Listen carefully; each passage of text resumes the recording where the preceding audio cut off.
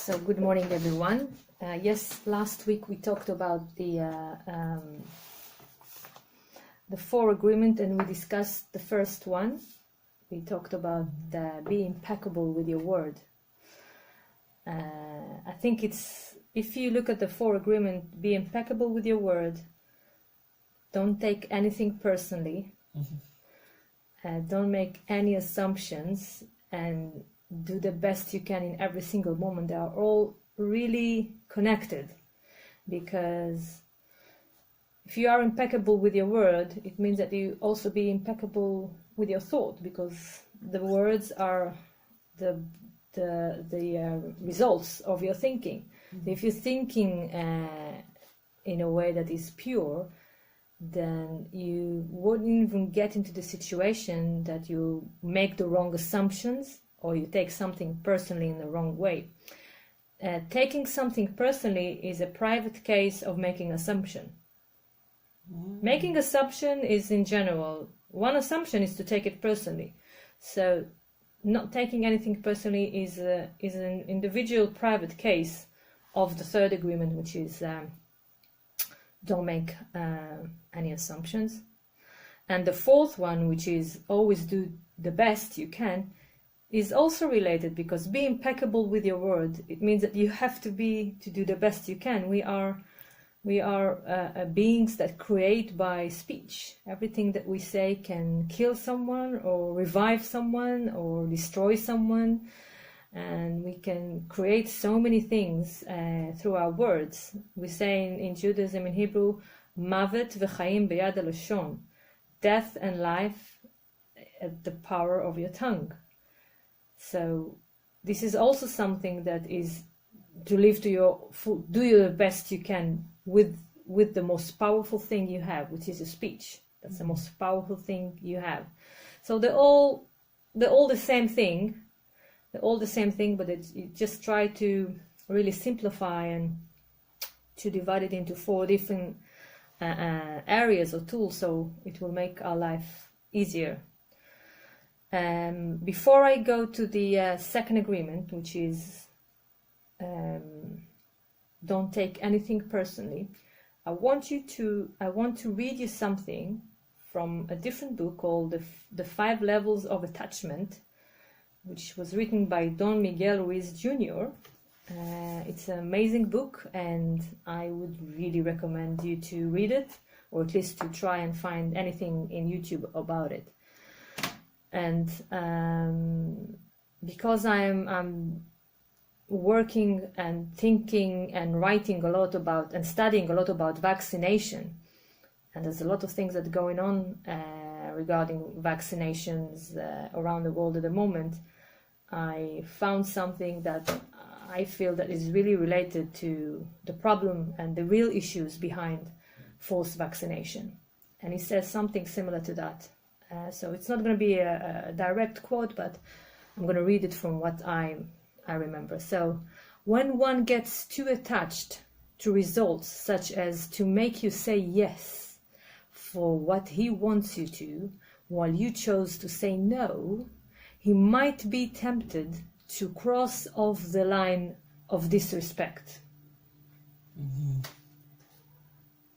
The best way to make you say yes for the things I want you to say yes to is for you to give me control of your own yes and your own no. And the best way to do that is to make you doubt yourself. Imposing and subjugation. Every parasite will find their perfect host.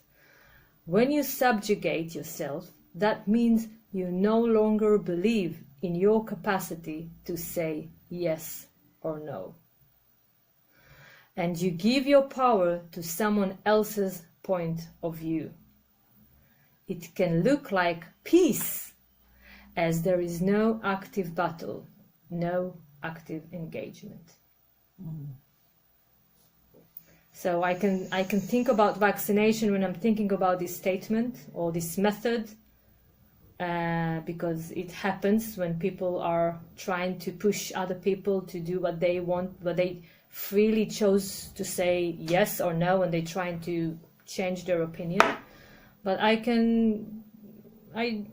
don't need to go that far. We can look at the relationship inside of a family when you want to teach your child to do something and he said no, and you're trying to persuade him to say yes, like finish your plate or go to bed. So we're actually doing the very same thing.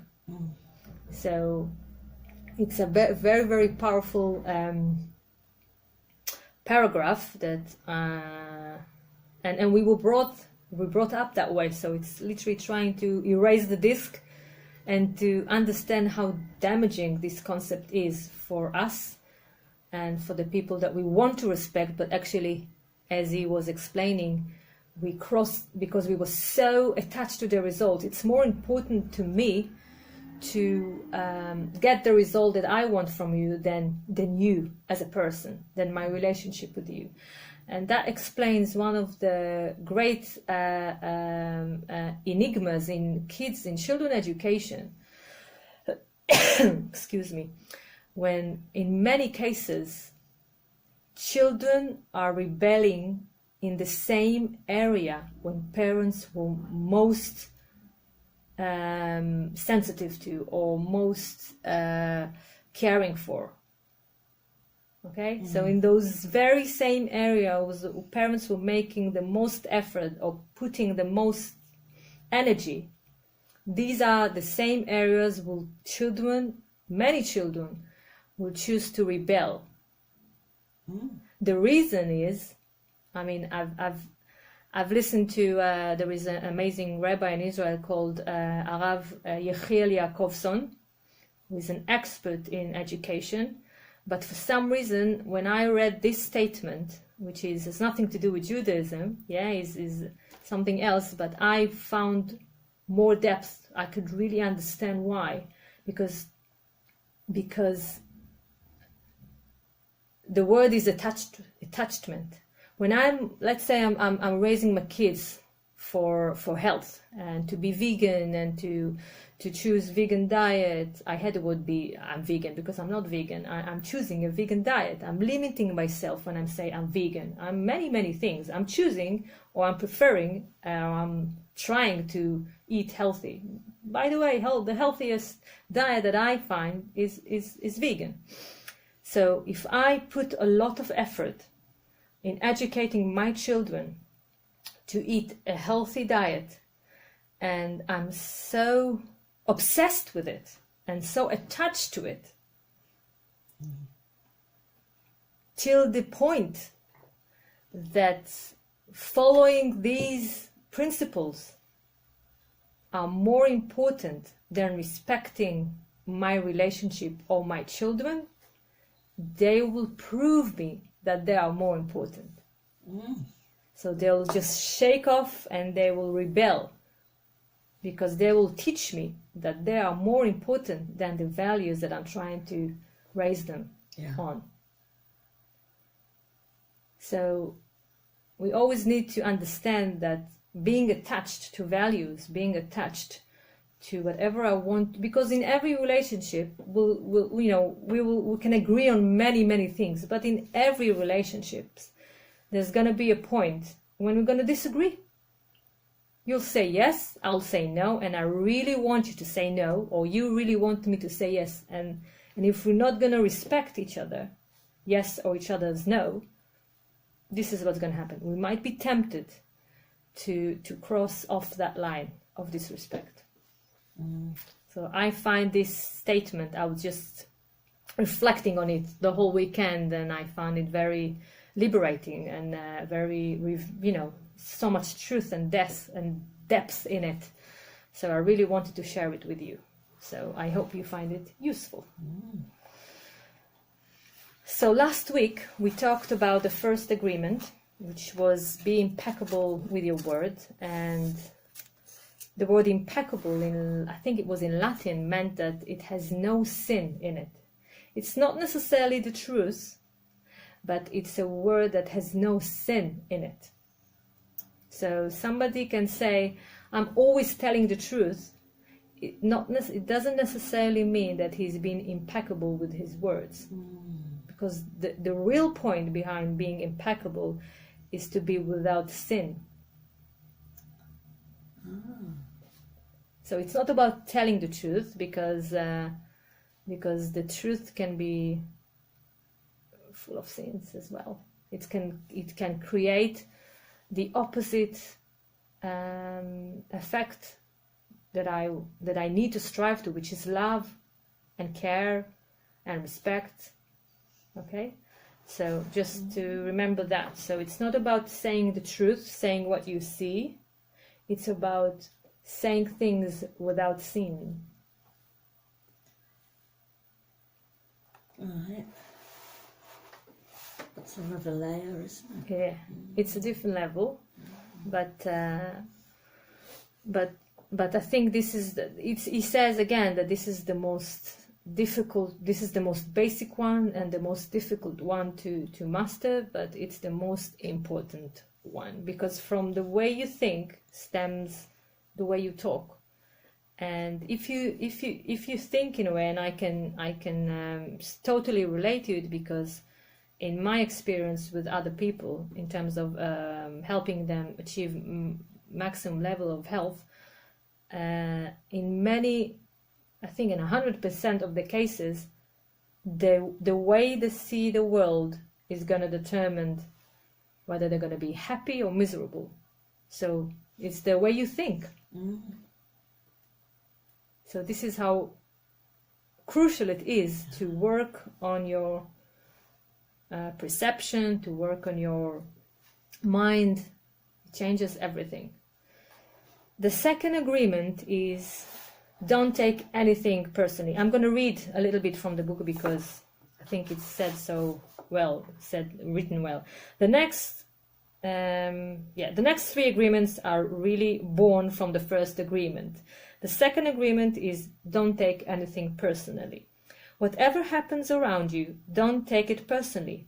Using an earlier example, if I see you on the street and I say, "Hey, you are so stupid," without knowing you, it's not about you, it's about me. If you take it personally, then perhaps you believe you are stupid. Maybe you think to yourself, how does he know? Is he clairvoyant? Or can everybody see how stupid I am? You take it personally because you agree with whatever was said. Again, that's what it called the four agreement, because you agree. Once you agree, it's a contract, you signed on it, then you are committed to follow the contract.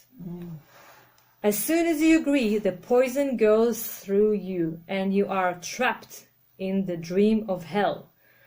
What causes you to be trapped is what we call personal importance. Personal importance, or taking things personally, is the maximum expression of selfishness, because we make the assumption that everything is about me. During the period of our education or our domestication, we learn to take everything personally. We think we are responsible for everything. Me, always me. Nothing other people do is because of you.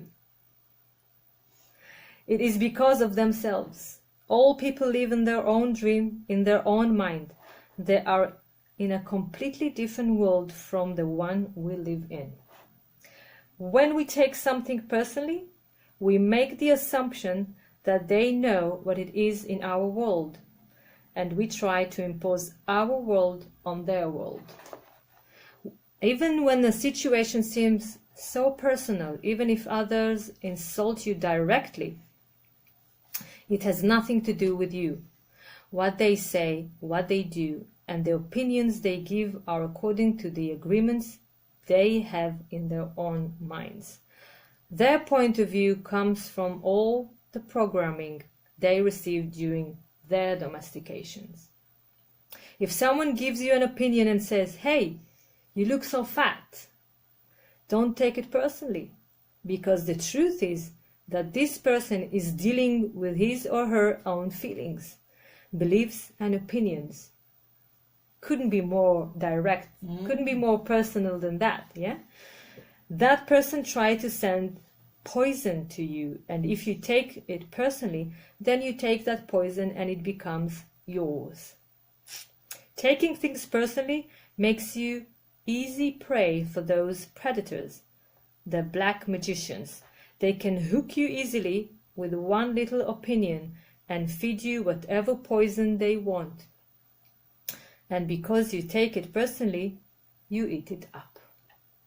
You eat all their emotional garbage, and now it becomes your garbage. So you're going to be very protective of your own magic. Yeah. So you're going to be very protective of your own garbage. But if you do not take it personally, you are immune in the middle of hell. It reminds me of what happened to Nelson Mandela in prison when he was, or in many stages in Judaism, when we know they were in the middle of hell and they just felt free. Daniel in the lion's den. Daniel was put in a cave with lions, but they didn't touch him. He was immune. Yeah. Many stories about people who and we couldn't. Maybe they were dreamers. Maybe they were meditating. They were in a way they refused to make agreement with the things in the reality that were poisonous to them. Immunity to poison is in the middle of hell is the gift of this agreement. I want to agree with that. When you take things personally, then you feel offended, and your reaction is to defend your beliefs and create conflicts. You make something big out of something so little because you have the need to be right and make everybody else wrong. You also try hard to be right by giving them your own opinions. In the same way, whatever you feel and do is just a projection of your own personal dream, a reflection of your own agreements. What you say, what you do, and the opinions you have are according to the agreements you have made, and these opinions have nothing to do with me. So I'm trying to connect it to the crystal eye, because when I read this the first time, I had the crystal eye says the opposite thing. You remember we talked a little bit about the crystal eye. The crystal eye is the level of detoxing or detoxifying in the mental spiritual realm, because we know that we can change our diet, we can do more exercise, we can be exposed to the sun and drink water and do detoxifying in every physical level. But if you don't do the mental work, then it's not going to work. So the crystal eye says that's the cleansing from the mental level, meaning that everything that I see is, in a way, my responsibility. Then this is where it jumped at the back of my head and said, it doesn't go along with Judaism, it doesn't go along with the crystal eye. But I think I made peace with both theories, because it's not about taking responsibility on everything that happens in the world. It's about understanding that everything that happens is related to me. It is related to me, but it's not, because if you tell me, look, Hadassah, you are very stupid, okay, and you are my friend, so I shouldn't take it personally, but having said that, you're still related to me. So you are related to me because we are all one. But I don't need to take it personally. I don't need to start, questioning my intelligence or think that I'm stupid or getting self-sabotage or question myself and getting into deep doubts. So this is the way I made peace with these two notions. Is it's not about I nothing that you say is about, nothing that you say is about me in a negative way that I need to start, questioning myself, because you may be wrong, but yet we are all connected. And if you appeared on my screen, then it's worth my while to maybe try and find what is the real message. When she said you look fat, maybe the real message is not that I'm ugly and fat. Maybe the real message is that I need to, I don't know, she needs to do something. But it has nothing to do. Maybe a more accurate definition would be don't interpret it literally. Mm-hmm. It doesn't mean that I need to go on a diet now because this is what she said. But there is something that bothers her about aesthetic, maybe. Okay? Mm-hmm. Or if somebody looks at me, oh, you're wearing all these colors and all these, and why are you look so? I can understand that there is something that he needs a more simple. Has nothing really to do. I don't have to change. I don't have to change anything about myself if I'm happy with it. But it doesn't mean that I don't want to. That I'm working with my ear blocks all day long, because I'm not taking anything personally. That wasn't the purpose of the agreement. It's that I don't want to hear. I don't want to self-sabotage me. I don't want to start questioning myself because you have different opinions to me. So maybe this is a way to solve the conflict. I don't know if you had the same conflict, because we talked about the crystal eye, and we said that everything that appears in our reality is in our responsibility in a way. So that's a very heavy burden to carry. Everything in the world is in our responsibility. That's what they say, in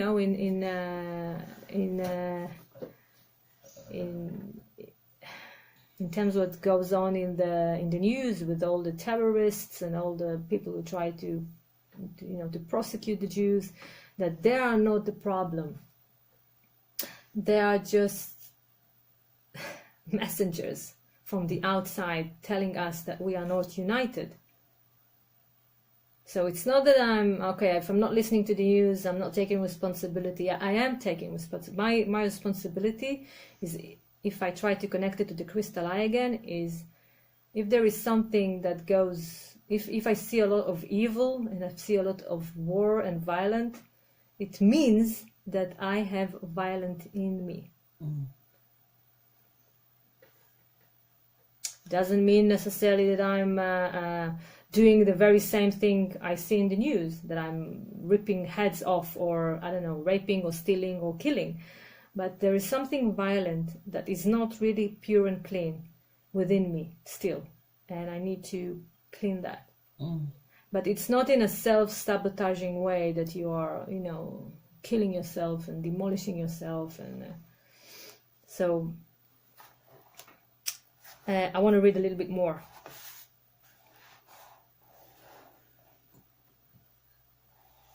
In the same way, whatever you feel and do is just a projection of your own personal dream, a reflection of your own agreement. What you say, what you do, and the opinions you have are according to the agreements you have made, and these opinions have nothing to do with me. It is not important to me what you think about me, and don't take what you think personally. And I don't take what you think personally. And he says that even if a positive way, let's say you said to me, "Wow, your class today was amazing. The way you articulate the things, and that's also something that I shouldn't take personally, mm-hmm. because maybe I said the things at the right time for you, and maybe for somebody else who sat here, they got a completely different message, and they were completely sleepy all around the class, so it's nothing really to do with me. They say when the student is ready, the teacher appears. Yes. Mm. So it is, in a way, something to do with you and not with me. And I can really relate to it in terms of vanity, because vanity is our biggest sin. If you think that everything is about you and everything that you feel is because of me, then I don't have any power and you don't have any power, because it means that we all gave our power to the person in front of us. So in a way, we are boneless creatures. Yes. He gives an example. Miguel, you are the best, and I also don't take it personally. When you say, Miguel, you are the worst, I know that when you are happy, you will tell me, Miguel, you are such an angel. But when you are mad at me, you will say, oh, Miguel, you are such a devil. You are so disgusting. How can you say such a thing? Either way, it doesn't affect me because I know what I am. I don't have the need to be accepted. I don't have the need to have someone tell me, Miguel, you are doing so good, or how dare you do that? No, I don't take it personally. Whatever you think, whatever you feel, I know is your problem and not my problem. It is the way you see the world. It is nothing personal because you are dealing with yourself and not with me. So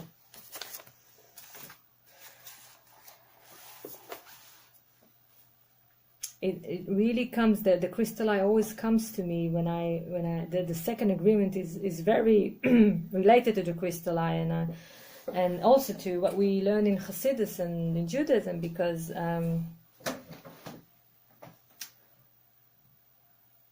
in order to do our job, we have to have self-worth. If we don't think that we're worth anything, we talked about despair. You remember we talked about despair? Yeah. When you, or depression. I mean, depression and despair are defined according to Judaism as wrong view of reality.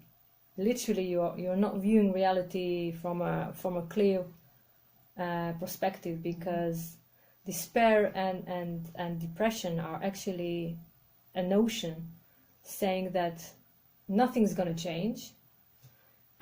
What happened yesterday is probably going to happen tomorrow, and it's all so negative and bad, and I'm useless, and everything is wrong, and all these negative messages that you're washing your brain with. And if you are in despair for quite a while, you might get into depression, which is a constant chronic state of despair. Saying that is, why do we say that it's not a healthy view of reality? Because nothing stays the same. Nothing in life, nothing in nature is stagnated.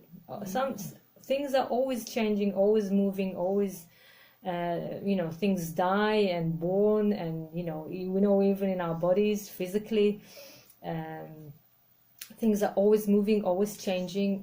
I'm hoping for the best, but the notion that everything that is negative today is probably going to be the same tomorrow, it's not really understanding how nature works. And because it's a stupid notion, you can't argue with a stupid notion. You can't reason with it. With reason, yeah. So that's why I think it's Rabbi Nachman in Breslov says, do something stupid just to make yourself happy. Even if it's something stupid, don't try to reason depression and despair, because they came from stupidity. So in order to leave the game, you have to do something in the same language. So you can, read a joke or listen to something funny. You don't have to be clever and wise. Okay, so I'm not going to deal with that notion now. I'm going to, use my brain and all my intelligence and all my, my strong mental faculty to try and... No, it's not going to work. And also that we know every physical law says that everything that you are focusing in expands. So if you're always thinking negative and you're focusing about the negative, then you're just going to get more and more of negative things, because this is what you're inviting. You know, if you like attracts like. Yeah, and then you prove to yourself how awful everything is. Yeah. Yeah.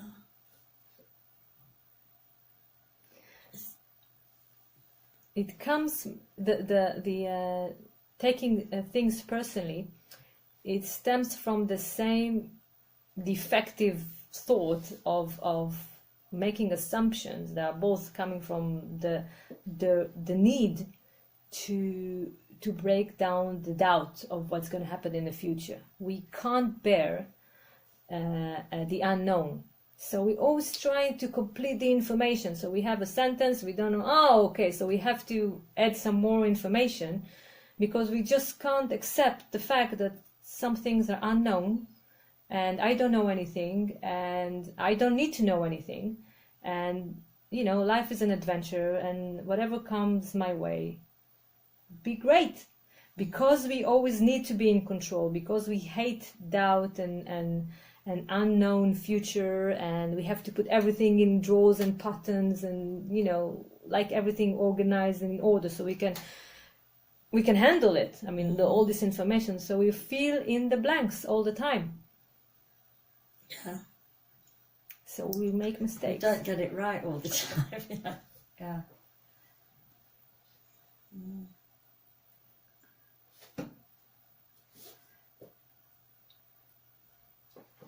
I think this "don't take it personally" is a really important one, because it's about your view of the world, isn't it? It's not just about my view of me. It's that trick of filling in the gap and only hearing the things that fit with what I already think, which is, I think, where the crystal eye comes in. Because what I notice is about me, and that's what it's the lenses. If you're looking through pink lenses, that, you know, you're projecting. So it's not just about you; it's about everything that you see. Yeah. So you can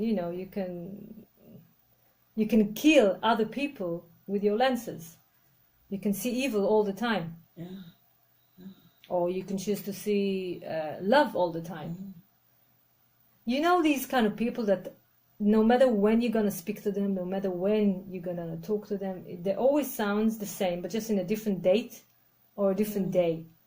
How come? Because life is always changing. You sometimes, I don't know if you managed, but I remember I remember I once was in a gathering of some of my schoolmates from high school, and you see people that you haven't met for, I don't know, maybe 15 years, and they talk the same. They look very similar. They use the same language. They talk the same. It looks like they're kind of, you know, stuck in a way. They've not grown anymore. They've not moved on. They've not developed. They've learned nothing new. And you think to yourself, is it because of maybe they weren't given the opportunity, maybe they weren't in the right place at the right time? But it's not. I mean, from what he teaches, it's not that.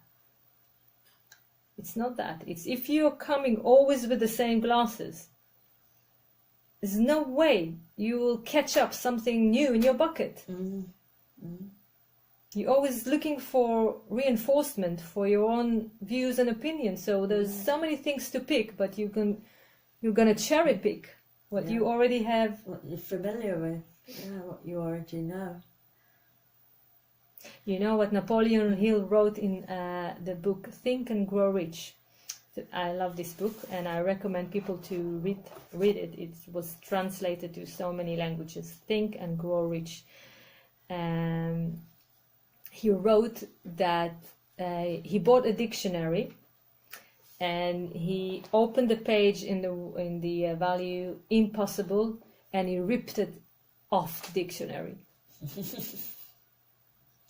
That's great. Refuses to consider things as impossible. So maybe that's a radical act, but it's because we are abusing the term. So maybe there are some things that are impossible, but we are using it too many times, even when it is so possible. We're still. It's like the Rambam say, if you want to change a trait, you have to go to the extreme of the other side. Don't get into the middle. Go to the extreme of the other side of the trait you're trying to change. Feel comfortable there for a little while, and then travel back to the middle, because you always have a natural tendency to go for your first nature. So you have to go for the extreme.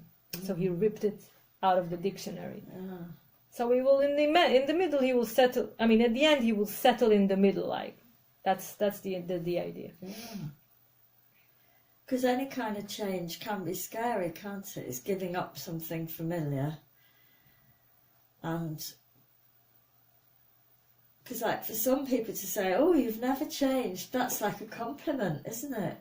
Oh, you're still the same Hadassah that you were 15 years ago. You know, that would be, some people would think that was great. But so I need really, not to take it personally first. But that would be really stuck. Me, it's not a compliment. Yeah. That's. If you look at children, before we educate them and I like the word domesticated, because that's what we use for animals, isn't it? And it gives example. It gives example about animals in his lecture on YouTube. I think in the 5 levels of attachment, he gives an example how what we do to dogs. And it's the same thing we do to our fellow beings as well. When we want them to do something that when we cross that line of disrespect, this is the thing. So what I wanted to say about domestication. When we look at young children, before we domesticated them, they are not afraid of change. You tell them they're going to a new school. You tell them you're going to a new park.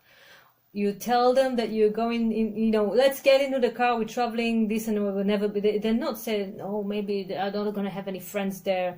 Maybe I'm not going to have fun. Only when they get older and they have some kind of experience, they say, maybe I'll stay at home.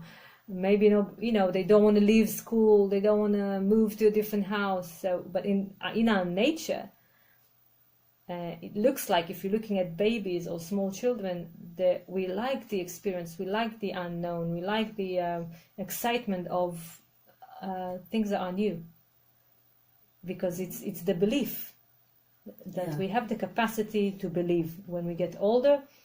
Because in Judaism they say that belief is a force within you. It's not something that you learn.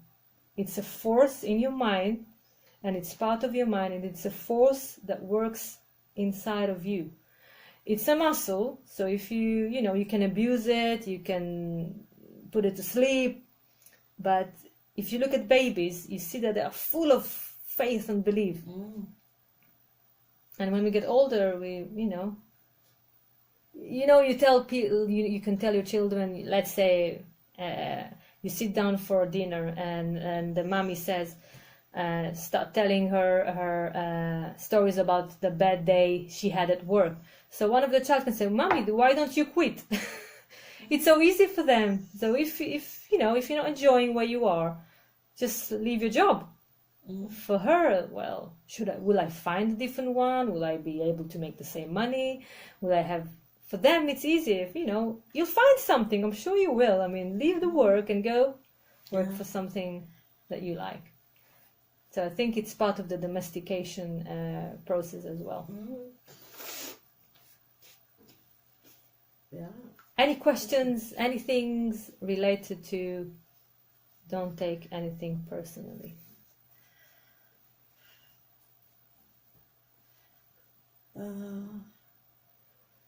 I just think there's a lot, and it's such a big one, isn't it? It's a really big one. It's so powerful. I think he says in that even if somebody, God forbid, shoot you in the head, you shouldn't take it personally. It's that far that he goes with it. It's their story, it's their agreement, it's their issue, it's their... Yeah. I think, and the connection with the crystal eye is maybe we have to take responsibility for the impact that it has on us. That's for sure. But it's actually about the other person. And I just wanna emphasize that point, because in the crystal eye, if somebody comes and tell you, you look great today, or you look horrible today, and it doesn't create any storm or any turbulence in you, it means that there is nothing really that you have to deal with or to clean. Mm. If it makes you crazy, and if you start and it creates like a lot of emotions, and your mental poise was completely distracted, then that means that it has something to do with you. Like he is a messenger, but the indicator to know whether it's something that you need to deal with is what do you think and how do you feel? Because a lot of people say many things, and some people just just pass through their ears, not because they are walking like this all the time, because it's a magnet. If it has nothing to do with me, then people can talk about, I don't know, politics. And I mean, we can sit in the same room, and some people in the room can be so hot about the subject, and I can just be so comfortable with everything, because I don't think there is anything to do with me, with what they're saying. So it's not objective. It's whatever scars or whatever pieces of poison or pieces of whatever it is, leftovers, that you have to deal with. And when these it's like addiction. They say, how do you clear addiction? Let's say I want to detoxify myself and stop drinking coffee. So I want to detoxify from caffeine. As long as I have some caffeine molecules in my bloodstream, they're gonna scream from the rooftops every time they will smell coffee, every time they will see coffee. But once they're gone, and my body is gonna be free from caffeine completely, when coffee is gonna be in front of me, there is no one inside, there is no magnet inside to call for that. Yeah. So if I've cleared all my lies, let's say, I mean, it's never going to happen, but let's say I never, ever, ever lie. I always so impeccable with my word, and I always tell the truth, and I just shy away from lies like from a disease, worse than a disease. And somebody lies around me, I'm probably not going to get too much worried or too much...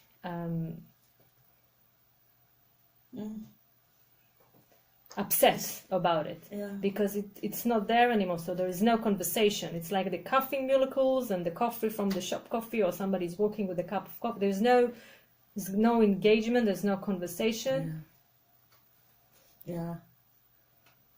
That's how you clear addiction in a physical realm, but apparently it works the same way in the mental realm. Any other remarks or questions? No, I don't think so. Okay, so thank you very much, and Bezrat Hashem, we will continue next week. Yeah.